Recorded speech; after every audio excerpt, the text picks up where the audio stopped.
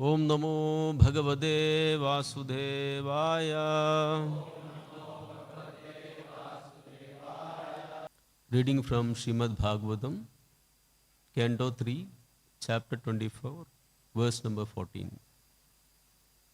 Imaduhidara satyas tava vassa sumadhyamaha sargam edam prabhavesvar brahma yishyande negada. Translation and purport by His Divine Grace Srila Prabhupada. Lord Brahma then praised Kardama Muni's 9 daughters, saying, "All your thin-waisted daughters are certainly very chaste.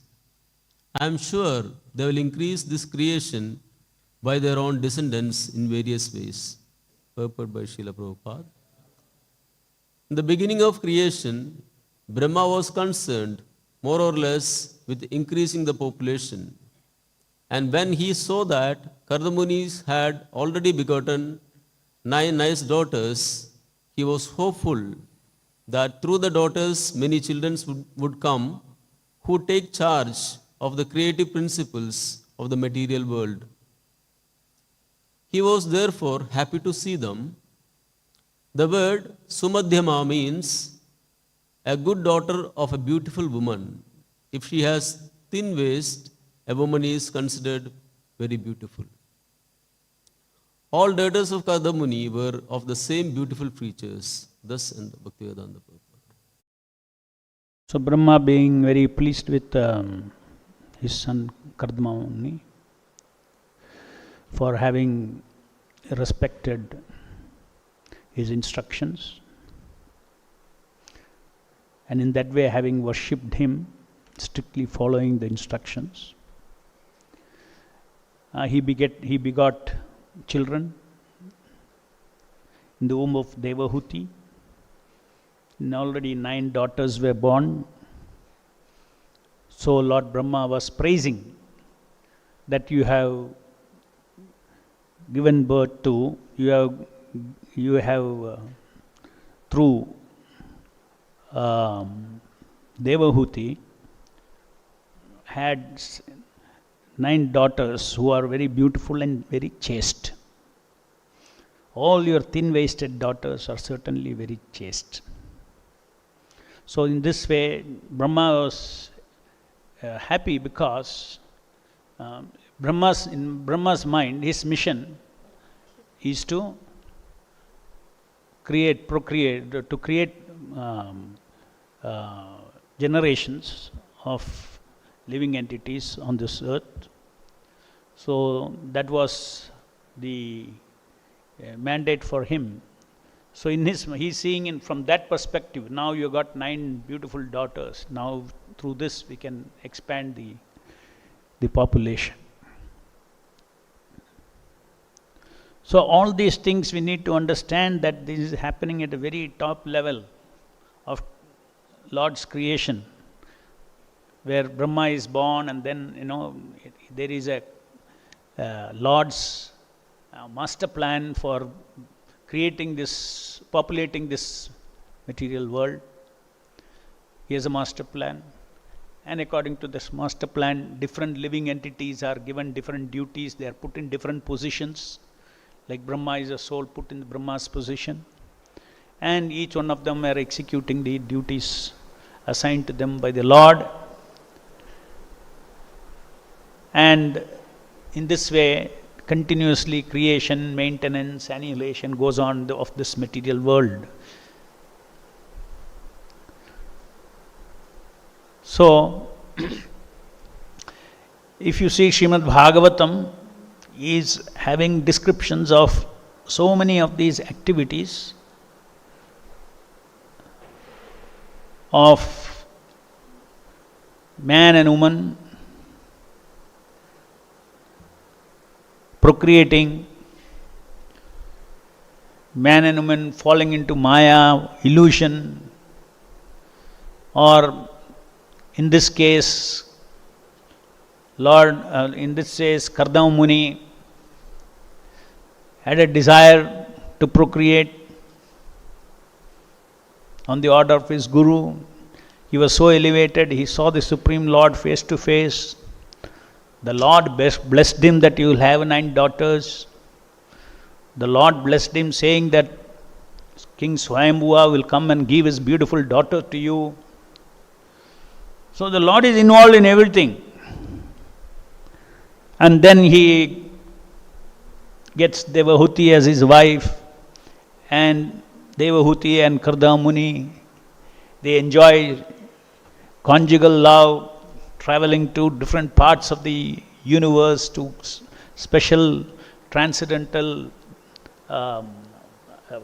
heavenly picnic spots. All that we have heard, these descriptions, and the kind of intense enjoyment they had.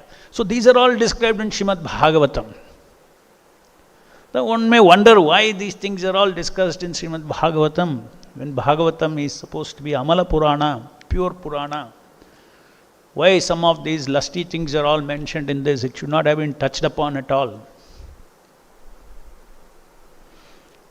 Why does Lord Brahma now have to say, all your thin-waisted daughters are certainly very chaste? He could have simply told, all your daughters are very chaste.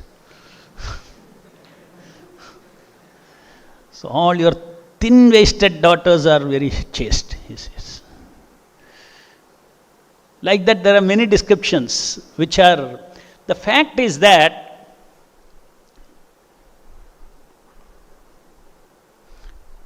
the Supreme Lord, Krishna, he creates this material world with all variegatedness, and these variegatedness are simply reflections of the spiritual variegatedness.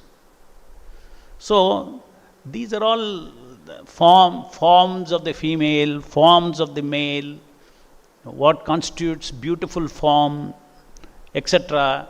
They're all, ultimately, they're all transcendental vocabulary.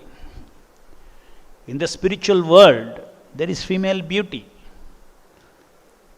In the material world also, there is a reflection of that beauty. In the material world, there is a reflection of man and woman. There will be reflection of almost perfect man, perfect woman here. There will be reflection. At least in flesh, there will be reflections. In Kali Yuga, in heavenly planets, not only in flesh but also in their mind. Mind will be so beautiful, so surrendered, so nice, so submissive. Beautiful mind, beautiful bodily features that is available in the heavenly planets.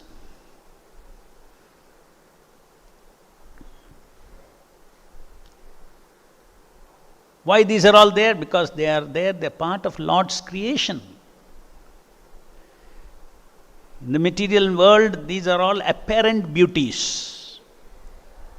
They are not real beauties. Real beauties are beauties in themselves. Here beauties are created by flesh and perception of the person. By a combination of perception, the seer and the sense object, this perception beauty is created. The spiritual world, form itself is absolute. A person's body is person's soul.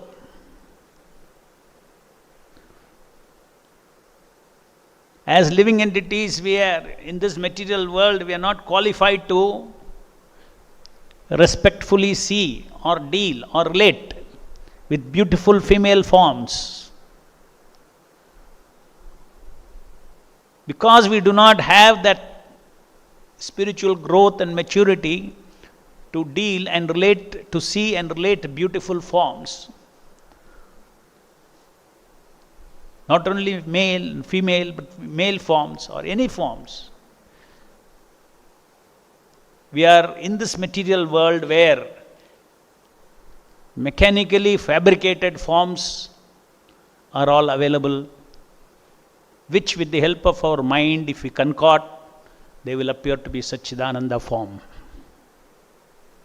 But actually, that is the reason why what the soul seeks in a sense object, he doesn't get here when he actually interacts with the sense object. It is something else.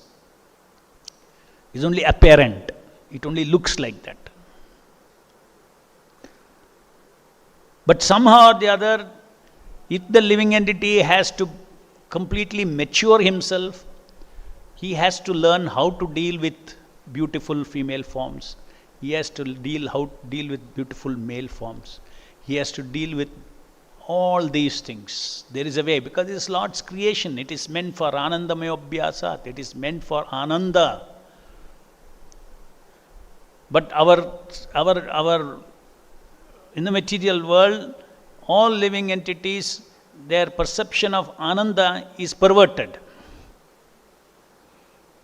So slowly, one by one, in a cultured way in material world itself, one is learned, no problem. You see the beautiful forms, you don't see it as flesh and bone and all these things. You don't have to see. You see them as beautiful only. But you learn how to respectfully see. If you are a yogi, out of bodily concept, you will say, this is like Shankaracharya says, this is blood, mucus, urine, all these things you can say. But the story does not end there. Maybe the forms here are blood, mucus, urine, all that. Okay, one day somebody shows you a form which is not mucus, not urine, not stool, what you will do? Because the reason you didn't want this is because it is mucus, all these things. But absolute forms are there in the spiritual world. Absolute female is there. Srimati Radharani, the supreme predominating female, predominated female. Srimati Radharani is there. So it's the consciousness with which we see this variegatedness has to change, and that is the exercise of human life. That is the purpose of human life.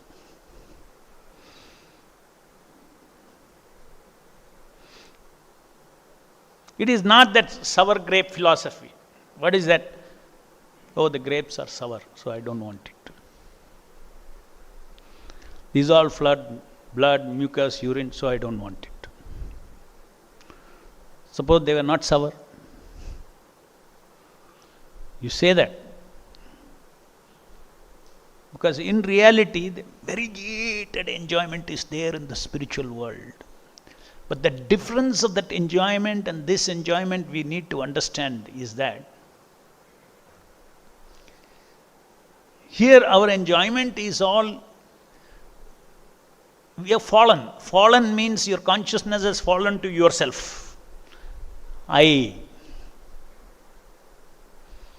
my enjoyment for me, my interest, everything. But in the spiritual world, no living entity is having his own self-interest. He has a self, he has a body. But he does not have his self-interest. He sees that the interest of my body is to give pleasure to Krishna and his servants.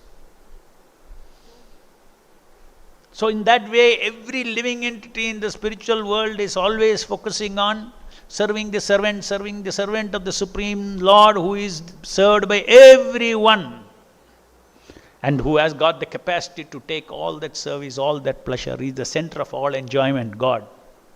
This is inconceivable for a living entity in this material world. How is it possible? But the fact is that this is the meaning of creation. One individual, he has brought forth this entire creation. He has brought forth the living entities. He has brought forth these Narayana expansions, all different expansions, which you have also read in the earlier purports. How the Supreme Lord has got Swamsha, Vibhinnamsha, and then Kala. Swamsha means direct, his own self expands as Balarama, that is Swamsha. Balarama expands further as Chaturvyuha, and they are called Kala expansions, the second, not directly from Krishna, but Swamsha's expansions are called Kala expansions. Then there are Vibhinamshas, the living entities who are another kind of an energy, Vibhinamshas. which are all we are the living entities. So these are all eternal categories of energy that is coming forth from the Lord. And He is the center of all this enjoyment. Now even we cannot even understand what is this Krishna's self-centered enjoyment. Krishna's self-centered enjoyment is something that also we don't, materially we cannot understand. We need to understand that in a different way, because our consciousness is also always separated. When we think of Krishna, we say, oh, he's a separated person there. Oh, his enjoyment, all of us have to serve him. So sad. How can this be it cannot be a good philosophy. Because in the material world is like that. If you say somebody is in the center and everybody has to serve him.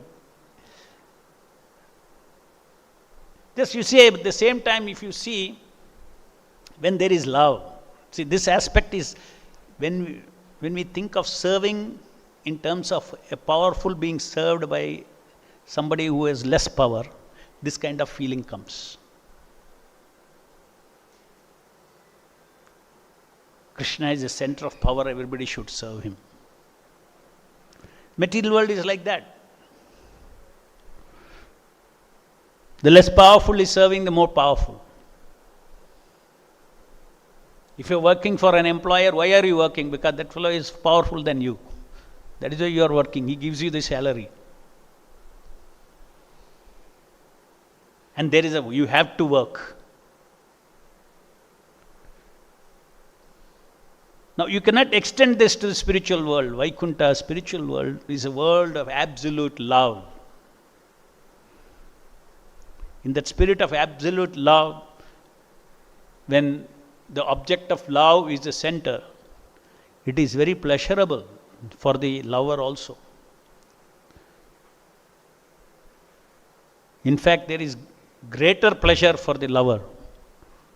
So much so that, like Chaitanya Mahaprabhu taught this philosophy, Krishna himself was wondering how I can taste the love of Radharani. From her platform, how I can, because I have become Radharani, but now I want to know how she's tasting me, how she's tasting bhakti to me, devotion service to me. So therefore he takes another form, Chaitanya Mahaprabhu. Krishna's body, Chaitanya, Radharani's spirit of devotional service.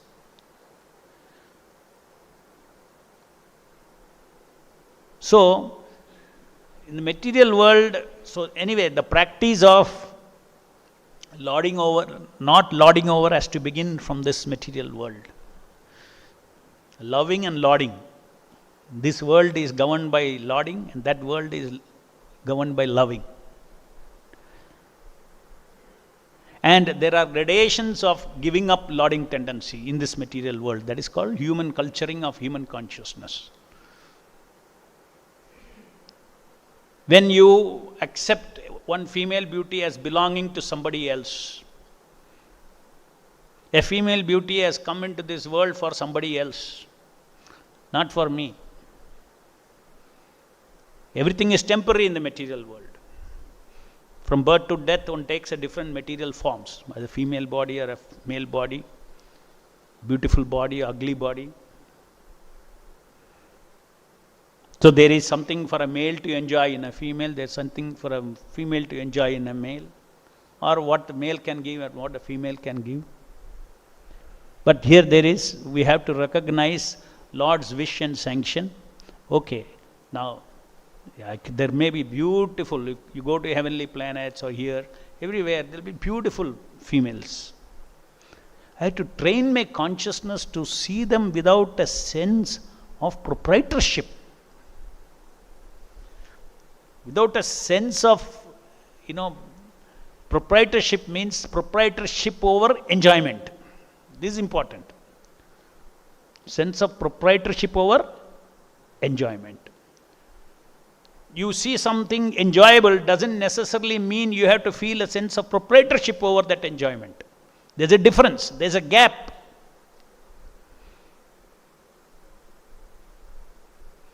That discrimination we have to train in our perception. Then you are a gentleman. One who sees everything as potentially, I can enjoy, I can enjoy, I can enjoy, I can enjoy, is a fallen consciousness. Almost like animal consciousness. Next he sees, oh, there are so many, because it's in his dictionary, it's in his vocabulary. There are enjoyable things. But this is not meant for me. It's for somebody else. But one who gets into a mental platform, because in the mind's imagination you can desire to enjoy everybody also. In your mind's imagination. But in reality, you are a tiny fellow. Suppose all of a sudden all of them are brought before you, what you will do? Cannot do it. So only the mind can do all these things. So we need to understand that I am Anu, I am small. Even my enjoying capacity is little. It's very small. So it is very much in line with my constitutional position. Not everything that is enjoyable in this world I can enjoy even if it is given. So first he understands I am a tiny fellow. I am destined with certain enjoyments. This is as per karma. What comes of its own accord, I will accept as far as enjoyment is concerned. As far as other women are concerned, I see them as mother. Except one's wife who is given for a particular function of procreation and enjoyment in the process. No problem. And any other property other than women, everything that I see, it does not belong to me. If it's mine, it's mine, it's somebody else's. Even in the relative world, we have to be cultured. This is not mine, this is somebody else's. I cannot steal that.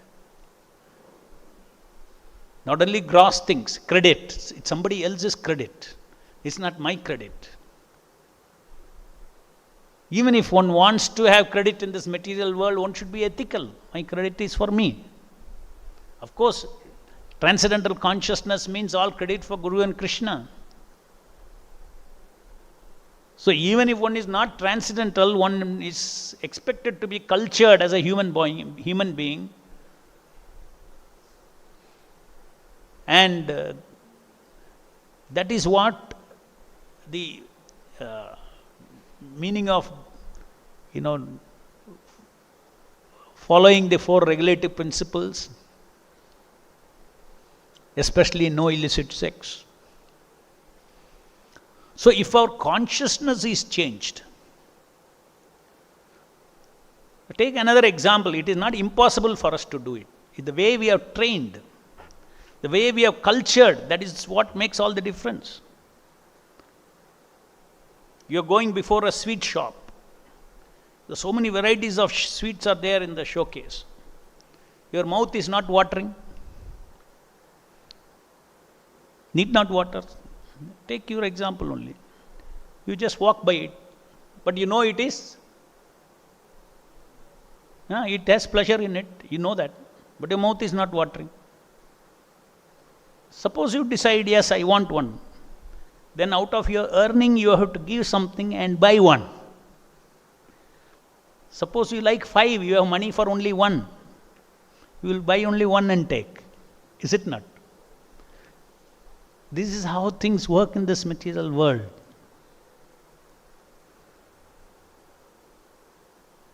So there may be beautiful forms.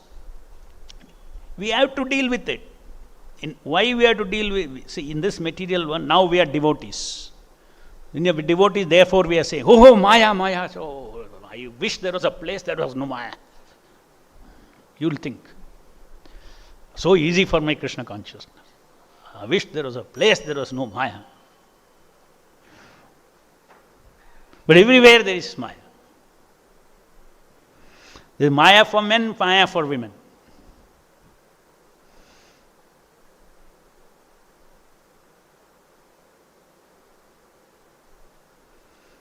So Krishna consciousness, our inner consciousness equips us to positively deal with all these things, not as a necessary evil. You should not think, oh, beautiful female forms, evil it is. What will you do if you see Radharani? Evil, is it? Nothing. Your consciousness, your desire to enjoy is evil. Your desire for independent enjoyment is evil. Admit and accept female beauty. Admit and accept. If you deny, continuously you will be taunted.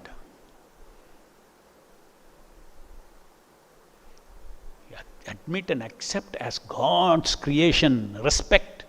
Admit, accept, respect the female forms as male forms, female forms, all this as creation of the Lord for a purpose. If you see a beautiful female in this material world, you say, yeah, this is meant for somebody else. It has a purpose. It is a purpose for somebody. For karmis, it has a purpose to bewilder them. For me also, it has a purpose. What is the purpose? You don't have to run away. For you also, there is a purpose. I happen to look at her. For me also, it has a purpose. What is the purpose? This is the purpose. I have to know that there is absolute beauty. There is absolute female everywhere. But this is fabricated. This is fabricated. It's only in my perception. But there is an absolute beauty. Vaikuntha is full of beautiful females. Now, then so many lessons from whatever you hear about Bhagavad Gita, from Bhagavatam and all, you can form that perception, default perception when you see a female. Proprietorship of enjoyment. And then you should not get locked up only in that. We should think that all these things are fireflies before the beauty of Radha and Krishna. Therefore, Prabhupada says, if one simply gets attracted to the transcendental, infinite beauty of Radha and Krishna, you have to understand this. Very important. That is what, we cannot isolatedly see a beauty.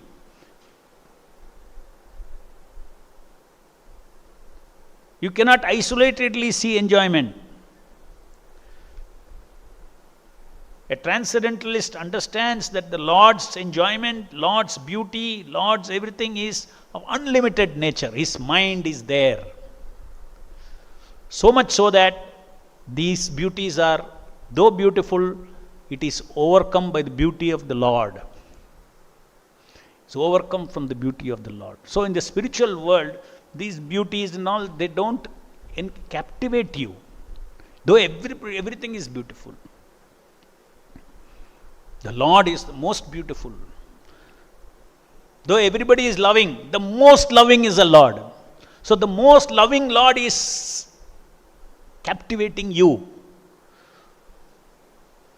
When the most loving Lord is captivating you by bhakti, the other loves don't strike you as being great like the Lord, except in connection with the service of the Lord. Then the infinity of the Lord is coming into play. So there is no isolated vision in the spiritual world. Everything is integrated with Krishna consciousness. Awareness of Krishna, beauty of Krishna, love of Krishna, everything is integrated. So therefore that spiritual world, in spiritual world there is no need for self-control. Only one thing, that center, attraction to that center is controlling everything. There is no need of separate self-control. Oh, spiritual world, Vaikuntha Lok, what will I do? When I go, I see so many beauties, what will I do? You will not see those beauties like that as you are thinking, because your mind is absorbed in the Lord. It's absorbed in the beauty of the Lord. Nothing else strikes. Everything else, if it strikes, it will be in connection with the beauty of the Lord. So it's a very safe environment. So ultimately, what is our effort? Our effort to overcome Maya should be only to get more and more attracted to Krishna. Our effort is not to defeat Maya. Our effort to defeat Maya is indirect. Our effort to defeat Maya is get attracted to Krishna. Get attracted to transcendental form of the deity. The transcendental beauty of Radha and Krishna, the deities whom you worship, it will strike your heart. We do not even know what is transcendental female. We do not know. We have different kinds of ideas of it. When even our attraction to so-called female, these are all not really attractions.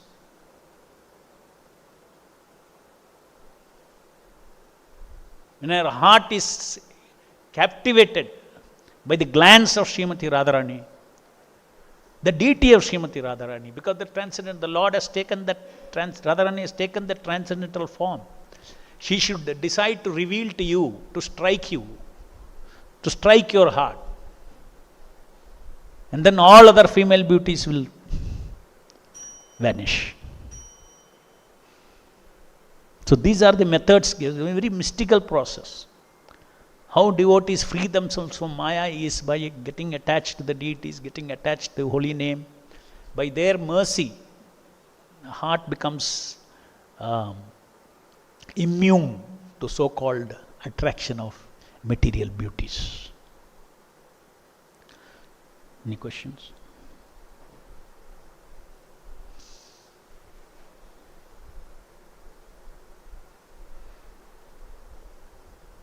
Hare Krishna, Prabhu. You said that the perception of credits, one must have the right credits and take only what belongs to him. And Perception of? The credit, how we see credit and how we take credit. So you said our transcendental credit is to Guru and Krishna. So how does a devotee see credits? Because we see that in our organization there are big devotees who have achieved a lot, like Akshay Patra, for example. So how do devotees handle credits without seeing puja, labha, or without accepting as pratishtha, or it doesn't become an anartha? So how should a devotee handle the credits that he gets? You see, when we are in this material world, these things we have to face. It comes across us. For instance, we deal with money, we deal with positions, we deal with awards, we deal with, just like everybody in the material world, between, this award, that award, they will also get awards. As far as devotee is concerned, first thing he understands that the only recognition that I value is if Srila Prabhupada, Guru Parampara and Krishna, they are pleased. If they are pleased, that is what I always seek. Even if I don't know whether they are pleased or not, I am constantly seeking that. And I have faith because they have told that if you do this, I am pleased. So whether I am actually doing it properly, it's a different matter.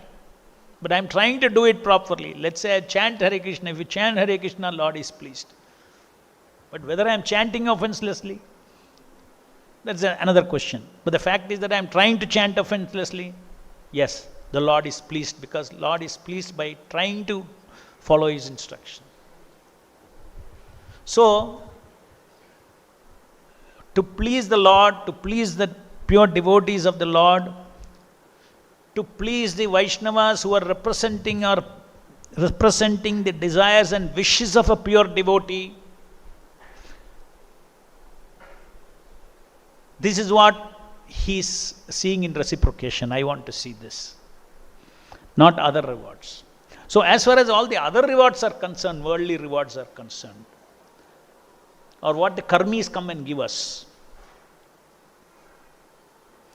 those things one should just, how can you even, all these things, you should just ignore them. You cannot even offer it to somebody. Because if you want to offer somebody something to somebody, that person should also like that, no? Right? So, it's a spirit of the devotee to offer everything to Guru. But whether the things that are offered by the people, by the karmis, whether they are offerable or not, it's a different matter. But the spirit is, the devotee is saying that if at all in my service the Lord has given me some credit, it is due to the mercy of the Guru and Krishna, to be invested back in the service of the Lord. That is the perception of the devotee. The perception of the devotee who gets a lot of money is not that I got a lot of money. Yes, now his perception is how I can invest back in Lord's service. Here is something, some fame, recognition has come. His goal is now how to encash on that and reinvest it back in service of the Lord.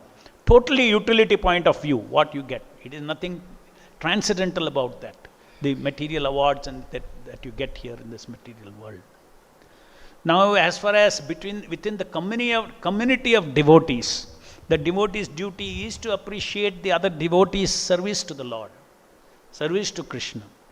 But when he is appreciating that service to Krishna, he is not appreciating his ability. Please understand, devotees have crossed all that platform. Because Krishna, he knows, I am the ability in man, Krishna has said. The Lord is doing it. But you give credit, you glorify a devotee for having been an instrument in the hands of the Lord for whatever that you are doing. Whether that instrument has come because you are pure or not pure, it's a different matter. But you are an instrument of the Lord. A neophyte can also do a big service. The Lord may encourage him to do a very big service. But doesn't mean that it is pure devotional service. So just see how these are also various things. Material measurements of how big service, small service is all can be very misleading. Because ultimately Lord has got unlimited reasons why a neophyte is made to do big service sometimes. To keep him in devotion service. To feed his anartha. So that it burns away in a regulated way. In devotion service to burn it. He may do it. It is left to the Lord.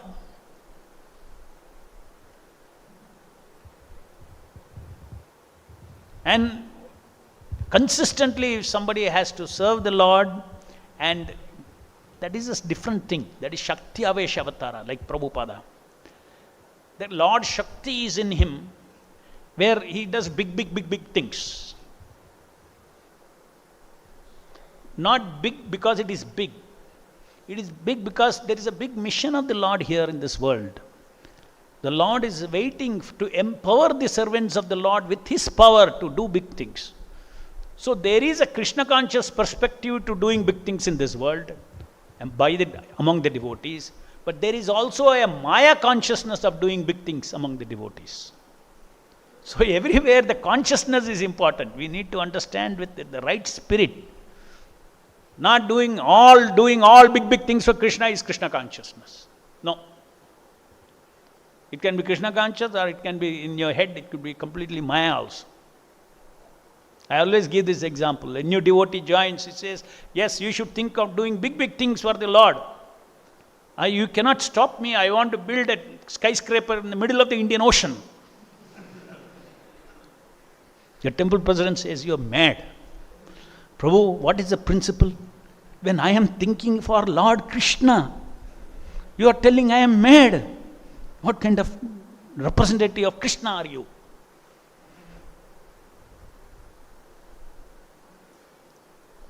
You'll say, no, there is a process. This is your anartha. This is your desire to do. It all doesn't go so easily. You will not, when you read Prabhupada doing big things, in a neophyte, oh my God, he achieved with penniless, he built that. These are all good for karmis. This kind of glories, penniless Prabhupada was. So many people penniless have become multi-billionaires in this world. Yes or not? Without nothing, they have built an empire. Is that the glory of Prabhupada? The glory of Prabhupada is that his service to Srila, whatever he did was pure devotional service to the Lord. That is that. Who was the beneficiary of that doing? That is what makes Prabhupada great. So many people have started penniless and made billions for themselves. Prabhupada started penniless and made billions for Sankirtana movement. That is what the difference is. And that is Krishna Shakti. Only with Krishna Shakti you can do seva for Krishna. Does not allow big services like that. Only by Krishna Shakti you can do it. So he is Shakti Avashavatara. Shakti of Lord Krishna has come into him. Then he is able to do that. That means he is able to become an instrument for Lord's Shakti to come inside and do all these things. So we need to. So when you read, initially we may get excited because we also say, okay, nothing Prabhupada had, he did all that. It's a devotion service also because you are appreciating Prabhupada, but you should not think that is what it is. Therefore, I can also do something like this. So these are all material ambitions comes. These are not the inner consciousness of a pure devotee. I want to be like Prabhupada. Means you have to understand his heart and be like Prabhupada in his heart. Not like Prabhupada in the outside how it appears.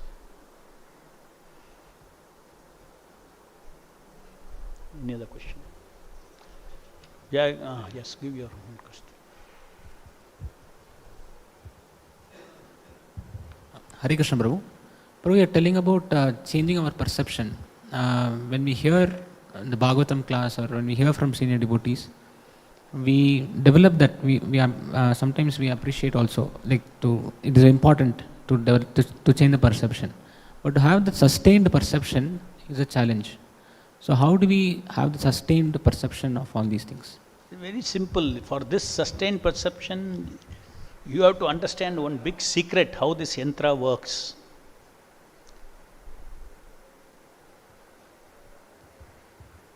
Just like you hear what is good chanting, one seminar you hear, 3-4 days you chant well, then again it goes back. Or you hear one good class, nice perception, so clear everything is, you feel that, okay, now I don't think, I'll fall for female beauty anymore. When that perception is there, you'll feel that. But why it is not consistent? Why it does not sustain? Is there a way to make it sustain? Very important to know. Yes, there is a way to make it sustain.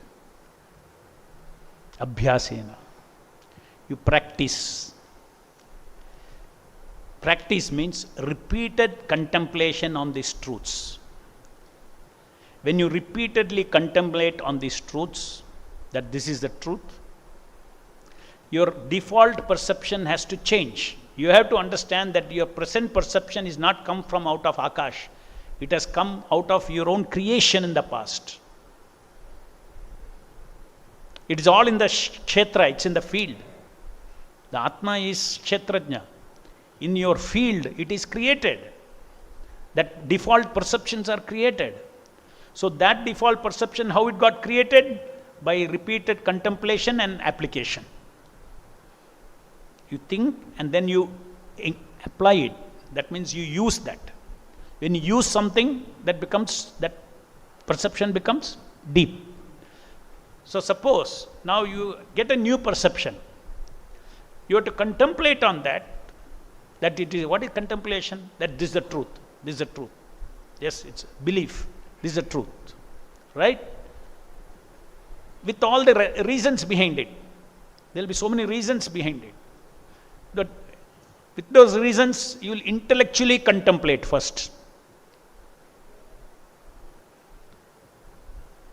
If you want to believe something, you need some reasons, right? No, yes, this I accept, yes. So with reasons. So that is called intellectual contemplation. So intellectually you contemplate with the reasons. Then that perception slowly sinks inside us. Then we have to start applying those perceptions in life. When you encounter something, then you have to apply that. And when you apply that, it will repeatedly apply that, that will become your default perception. Default perception. Of course, when it comes, there are different rules for managing different perceptions. For instance, brahmacharis, perception of females. Okay, Prabhu told in the class, I have to apply. So I have to look at every female and apply. If you try, you finish.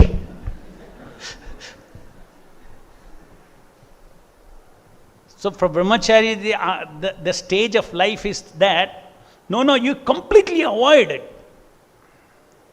You absorb in other things. Completely avoid that. Don't bother about that. Don't bother about that. And in case you have to see, okay, the golden rule is there. See everybody as mother. You have to see, no, you have to go out, you have to see. So brahmachari is not in the process of,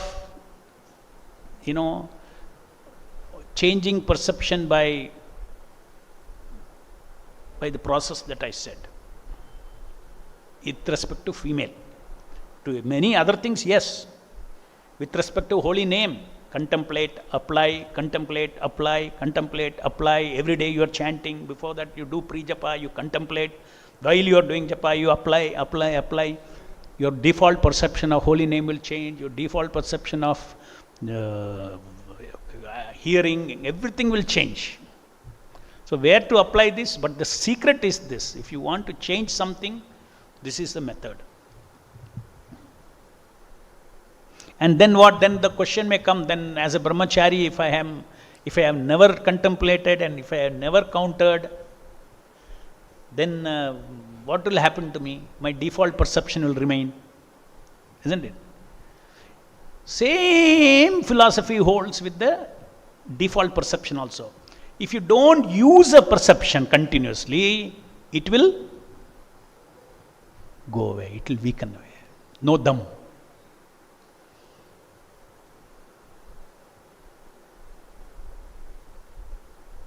If you don't use a car, and even a brand new car, keep it there for 10 years, go and start it, it will not start. Don't use it, it becomes, in medicine also there's medical terminology also, disuse atrophy they say. If something is not used regularly, it will die. So same thing, think it's just like in diabetics they say, if you don't use your pancreas, instead you artificially put insulin from outside, what you are doing is you are killing it more. So finally your increase of insulin has to go on, your dose of insulin go on increasing. They say. Same thing, think like pancreas, you got a perception in your mind. It's all in your subtle body, no?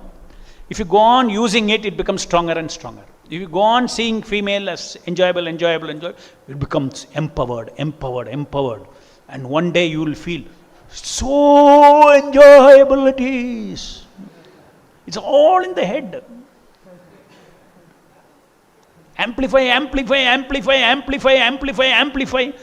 Nothing is there outside that person who is there. Maybe it's, let's say every day you say, see one female. No amplification happening in her. But you, day by day, amplification. Nothing is that. Female is just walking up and down. In your head, it is amplifying.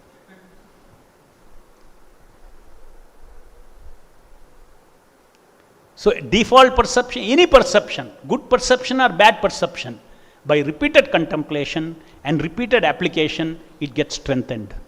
By starving it, it becomes weak and dead. So don't have to fear. The brahmachari's method of removing what perception that you have got before joining ISKCON of female, it will all just fuse off if you don't touch it for many years. That is the principle of brahmacharya. If at all you touch it, you hear like this thin-waist daughters of, a very purifying shabda it is. Your attraction to thin-waist daughters will go away. There is description of beautiful breasts in Bhagavatam. You hear that. You hear shabda, it will go away. female beauty is described in Bhagavatam. You hear that story of Puranjana, all that things you hear. The authorized way for you, for a brahmachari, to touch these concepts is through Bhagavatam. Grandraj Srimad Bhagavatam ki jai. Jagat Guru Srila Prabhupada ki jai.